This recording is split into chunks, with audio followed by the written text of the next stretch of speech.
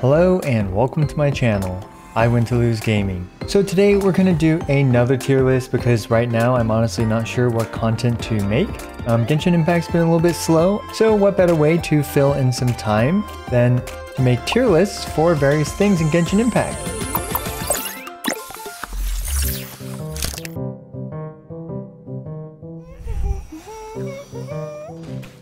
We're going to be making a tier list on the swords of Genshin Impact, and unlike my previous 5-star weapon tier list, which I only included the 5-star weapons of all the different variety or weapon types, this one is just going to be about the swords of Genshin Impact, and there are quite a few of them. There are 29 of them, as well as, you know, as usual, kind of a long disclaimer like this one, because it's important to have long disclaimers like this, that way people don't just immediately jump to various conclusions and invest, you know, all their resources into something because they see it on a tier list.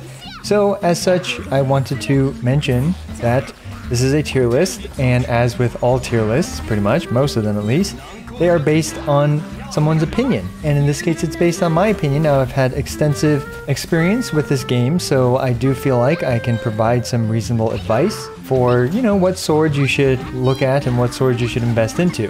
With all that being said, please take everything with a giant grain of salt, as well as I highly recommend listening to every weapon's explanation before you actually decide, hey, I should invest into this weapon. Now, this is a bit of a continuation from my 5-star weapon tier list video, which, in case you haven't seen, that I have the first one which explains every single weapon, and then I have the next one which is a follow-up where I explain the changes in weapon placements.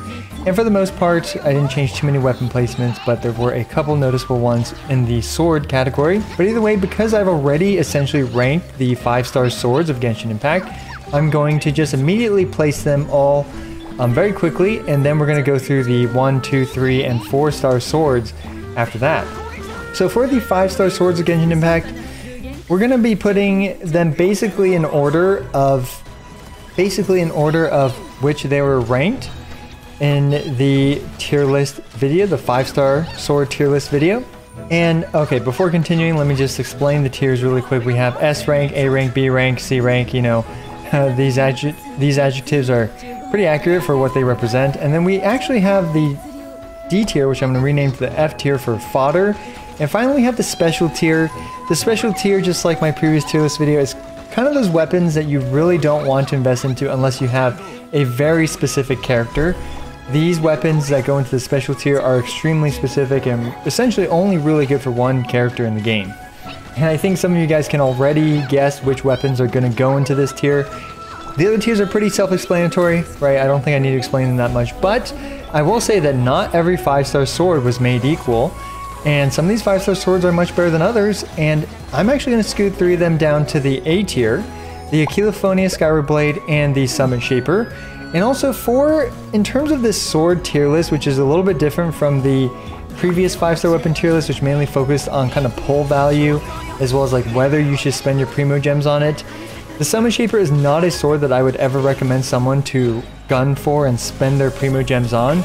But with that being said, it is more impactful to your account, in my opinion, than having the Skyward Blade, because the Summit Shaper is actually a reasonable DPS sword, all things considered, even though, honestly, if you have the Skyward Blade and the Summit Shaper, as well as a few other swords like these ones, you're probably not going to use the Summit Shaper, especially if you have the ones in the S tier. As for the Aquila Favonia, you guys know what it does best. It provides Bennett's biggest attack boost, and it's just a reasonable sword all around. There's really not much to say about it, especially for physical damage, but you know, none of the sword characters right now actually rely on physical damage, except for maybe Chi-Chi, but you know, that's Chi-Chi. Alright, so we can finally move on from the 5-star weapons, or the 5-star swords. Let's talk about the first non-5-star sword, the Dole Blade.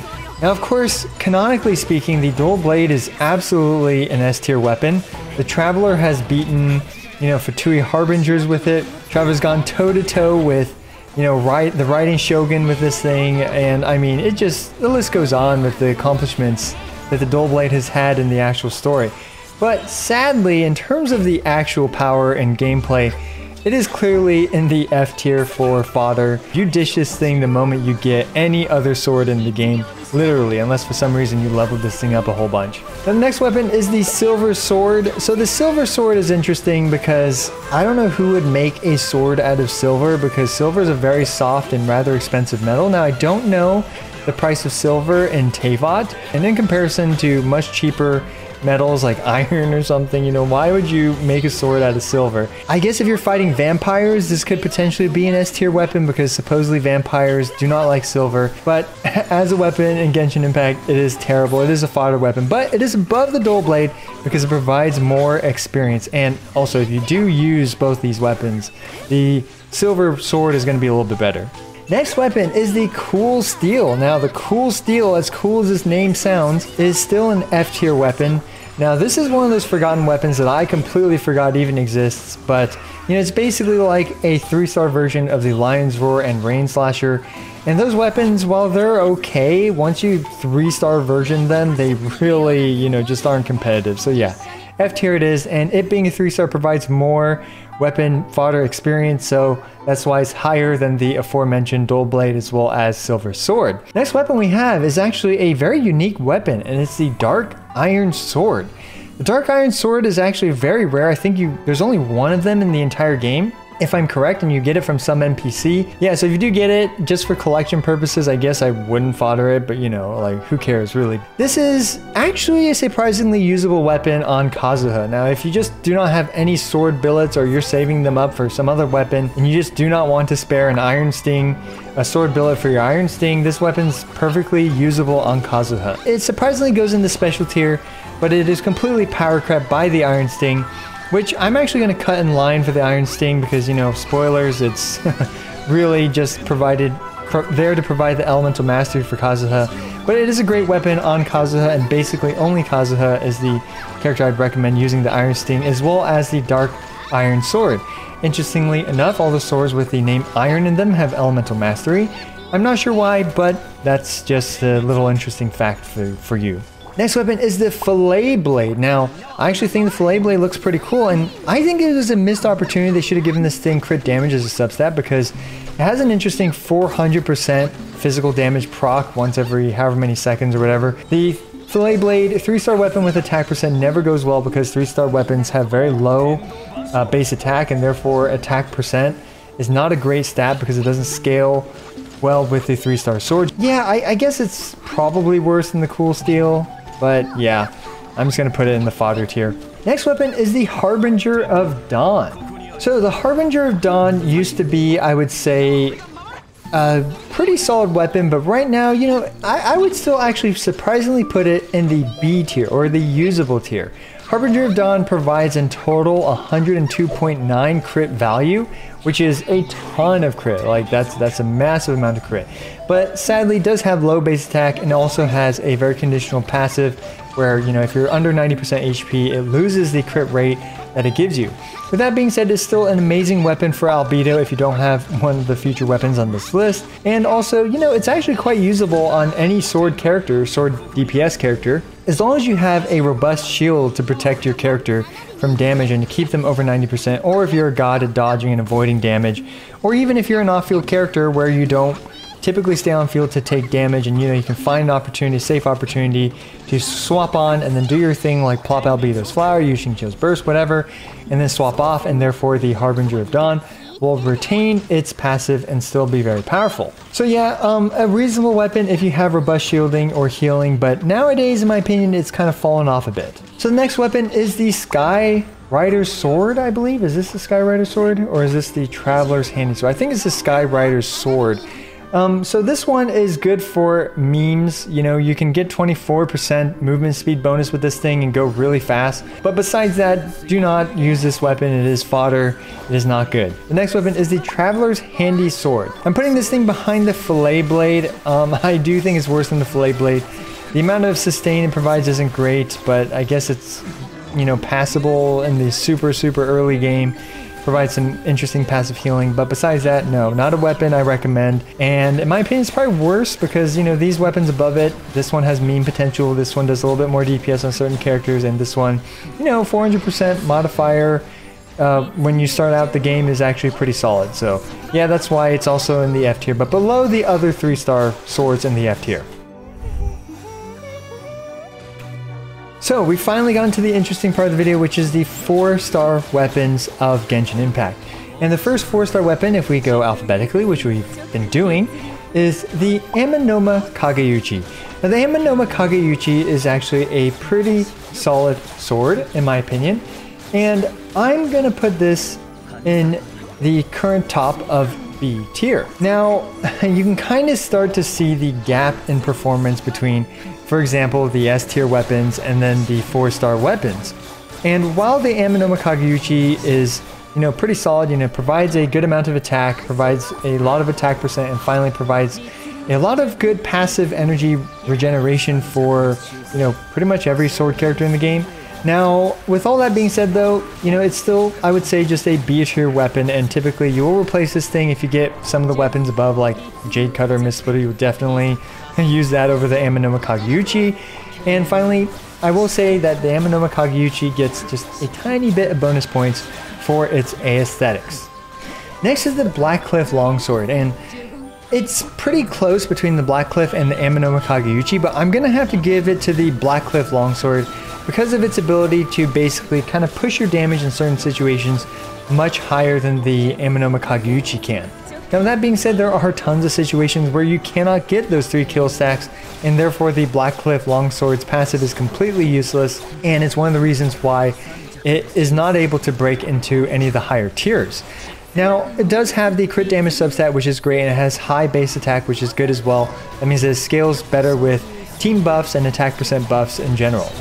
So the next weapon is the Cinebar Spindle. Now, I think we all know where this weapon is going. This weapon is going in the special tier. It is literally only good on one single sword character in this game, and that character is the Chief Alchemist, Albedo. There's no other character that will want to use the Cinebar Spindle unless, I don't know, I really can't think of anything. If you use this thing on other characters, let me know, and let me know why. But yeah, special tier. Now, honestly, for Albedo specifically, this would go in the S tier for him, but otherwise it is in the special tier because it is the best in slot option for Albedo in most scenarios. Okay, the next weapon is the Fuvonius. Now the Fuvonius is an interesting weapon. In particular, the Fuvonius gets much better with refinements because it becomes A, much more consistent, and B, the cooldown on its passive goes down tremendously.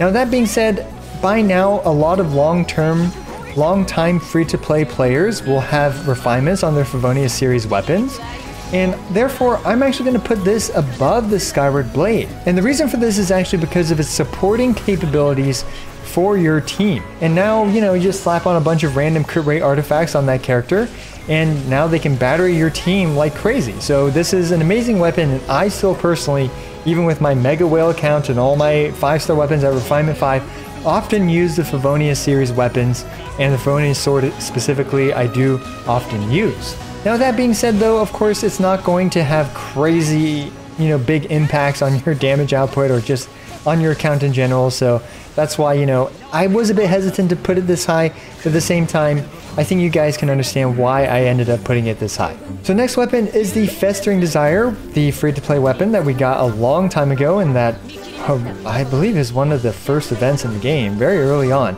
But anyway, we ended up getting the Festering Desire for free, and I'm going to put this here in the B tier above the Harbinger of Dawn. Now why is this? Its passive is completely unconditional, which is great, unlike the Harbinger of Dawn. And for characters' elemental skill damage, it's pretty competitive to a weapon like the Harbinger of Dawn. Of course, it has energy recharge, and it has reasonable base attack as well, so this is a solid weapon on support Bennett, of course, and it's a decent weapon on Albedo, and of course it's a decent weapon even on elemental skill spamming characters like, for example, Traveler. Geo Traveler, you can spam their elemental skill. Next weapon is the Lion's Roar, and I'm putting it right below both the Blackcliff and the Ammonoma Kageyuchi. So the Lion's Roar, by now, it is a common weapon in all of the banners, and therefore many of you guys will have refinements on it. And because it is also pretty solid on electrocharged teams as well as Kaching, so both Ayato and Xingqiu can utilize this weapon very well. Now outside of them, I see the usage to be quite limited, and personally I don't really see it being that great on the other characters. So because this weapon does actually boost your damage significantly because it's passive, against electro enemies, is great, but at the same time it's not as universal as the Blackcliff and Ammonoma Kageyuchi, as well as the Blackcliff at Refinement 5 with 3 stacks generally performs better than the Lion's Roar even at Refinement 5 against an enemy with Electro or Pyro on them. So yeah, that's why I'm putting it in the B tier, just under these 2 weapons. And because it's not as universal as the above weapons here in its tier, that's why it's below them. So the next weapon is this one, the Prototype Rancor, and fun fact, I actually didn't know this until I made this video, but it actually is a reskin of the Blackcliff, or you could argue the Blackcliff is a reskin of the Prototype Rancor. I'm not sure which way it goes. But either way, the Prototype Rancor, unfortunately not a great weapon, you know, providing the defense stat and requiring you to whack things a bunch to, you know, gain those stacks on it. And therefore, you know, most of the sword characters don't end up using a bunch of normal attacks. But interestingly, it is decent on a physical damage kaching, but physical damage kachings have kind of fallen off the favorability ranking, and it's also, you know, decent on physical damage, whomever else sword characters. But yeah, so sadly, because physical damage is just out of the meta on sword characters right now, this is not a weapon that I strongly recommend. Now in the future, perhaps there will be a dual scaling physical damage sword character where I could see this sword being great on in the future, but for now, really, there's not really a character that benefits strongly from that. The next weapon is the Royal Sword, and the Royal Sword, despite being a weapon that I never really recommend to players to get, is actually, you know, a perfectly reasonable weapon. Its passive provides a bit of crit rate, although the better your artifacts get, the worse the Royal Sword gets, as well as, you know, it just being a standard weapon with attack percent as the secondary stat. So with all that being said, the reason why I never recommend it is because you can always choose the Blackcliff Longsword by waiting a month instead of the Royal Longsword. So that's the reason why I rarely ever, or you know, never recommend the Royal Longsword, because generally speaking you will pick the Blackcliff over the Royal Longsword. So yeah, still reasonable weapon. That's, you know, putting it here because it's perfectly usable. So the next weapon is the Sacrificial Sword. Now I'm gonna put the Sacrificial Sword pretty high on this list because, you know, the support it provides is amazing, and it's also great on Xingqiu. Any sword being great on Xingqiu is going to be, you know, ranked pretty highly because of how great Xingqiu as a character is. Now that being said, it's also good on Geo Traveler, it's good on even Kazuha at times, it's good on Jean, but it's just good on any character that can battery your team with their elemental skill. You know, except for Albedo, it's not a character that you'd want to use it on. Good on Bennett as well. So any of these characters that want to use their elemental skill multiple times to create a bunch of elemental particles, they're going to benefit greatly from the Sacrificial Sword. I think the Sacrificial Sword, because a lot of you guys will have refinements on it as well, therefore making its passive much more consistent, is going to be a great weapon, and because of the power of Xingqiu, this weapon is well deserving of its A tier placement. The next weapon is a weapon that I bet a lot of you guys barely even remember exists. It's the Sword of Dissension. I don't even remember how I got this weapon or when I got it, but it does exist. Now, it's basically just a Royal Longsword or the Flute without a passive, at least for the majority of the player base. When its passive is active, which, yeah, I would put it at the bottom of C tier, but because the passive is basically inactive for most of the player base, sadly it goes in the F tier for fodder. I do not recommend leveling this thing up because you can always craft the Ammonoma Kageyuchi, whose passive actually does something, unlike this thing, as well as, you know, like, yeah, just don't waste your resources on it, unless you're playing on the PlayStation, at which point, you know, I guess you can consider using it over the Prototype Rancor, but yeah, not a weapon I recommend. And if you guys remember how we got this weapon, let me know down in the comments below. I'm really curious because I do not remember how we got this thing. Okay, so the next weapon is the Alley Flash. Now the Alley Flash is almost deserving to be in this special tier because the main thing it has going for it is its high base attack. But it is still more universal than just being placed on Bennett as its high base attack. I decided to end up putting it in the B tier over Festering Desire. It is heavily carried by Bennett, especially if you do not have the Skyward Blade and if you do not want the energy recharge. If you just want the highest amount of attack buff on Bennett without having the 5-star options, then the Alley Flash is the way to go. Now that being said, the passive on it is, you know, decent on the other characters, and because of its high base attack and low secondary stat being Elemental Mastery, it's still perfectly functional on other, even sword DPS characters. Elemental Mastery on sword characters typically isn't great, because if you look at the current sword characters that we have, none of them really benefit from having high elemental mastery. Like, what are you going to do? You're going to increase electrocharge damage with Xingqiu or Keqing or whatever. I guess you can do a big vape with Xingqiu with the elemental mastery, but you guys kind of get the point. You can reverse melt Kaya, for example, but yeah, the elemental mastery on this thing isn't great because the sword characters in general don't benefit heavily from it. However, with that being said, its passive is still good if you can maintain a shield, for example, so having a similar problem with the Harbinger of Dawn, where if you take damage, its passive is basically rendered moot. But yeah, it also works off field, so therefore it actually makes it, you know, pretty solid of a choice. Okay, the next weapon is the Black Sword. Now, the Black Sword is probably the only DPS sword deserving of an A tier status to be lumped in with these other DPS swords, or, you know, I guess Aquila as well as the Summit Shaper, or even the Skyward Blade. The Black Sword is great on 2 DPS sword characters, which are Ayato and Keqing. Overall, you know, it's a solid weapon for basic attacks. You know, both normal and charge attacks benefit from it, which is why it's great on Keqing. And because it has crit rate as a substat, you know, that's a great substat to have. And it's the only 4-star weapon off the top of my head that has crit rate as a substat. So that's why the Black Sword, in my opinion, is the only DPS 4-star sword deserving of the A tier. And the last 4-star weapon is the Flute. So the Flute is, you know, sadly its passive just isn't great, but at the same time its passive actually exists, unlike the, whatever this thing was called, this Sword of Dissension. So yeah, I'm just going to put this in the C tier right above the prototype Rancor, and that's because this thing, you know, is still a reasonable weapon to level as long as you don't have any of the above weapons and you don't have a sword build for the Ammonoma Kageyuchi. Then you can invest a bit on the Flute, and in particular it is a great weapon for account progression as you level up your character and you level up your account. But outside of that, it is not a weapon that I recommend.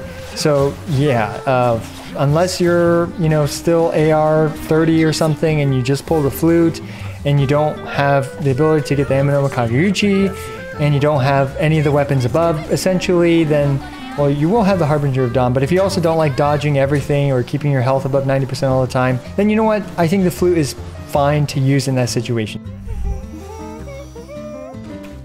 That wraps up this tier list. What do you guys think about the placements of the swords in this? Let me know what you guys disagree with, or if I missed some details about any of your favorite swords. And let me know if you want to see the other weapons as well. I was thinking of doing bows next. Also, I regularly make Genshin Impact videos, ranging from Caesar showcases, DPS showdowns, guide videos, and more. So be sure to smash the subscribe button, as it's the best and easiest way for you to support my work. Also, don't forget to like the video and leave a comment for the YouTube algorithm. As always, I appreciate every single one of you. This is I Win to Lose, signing out.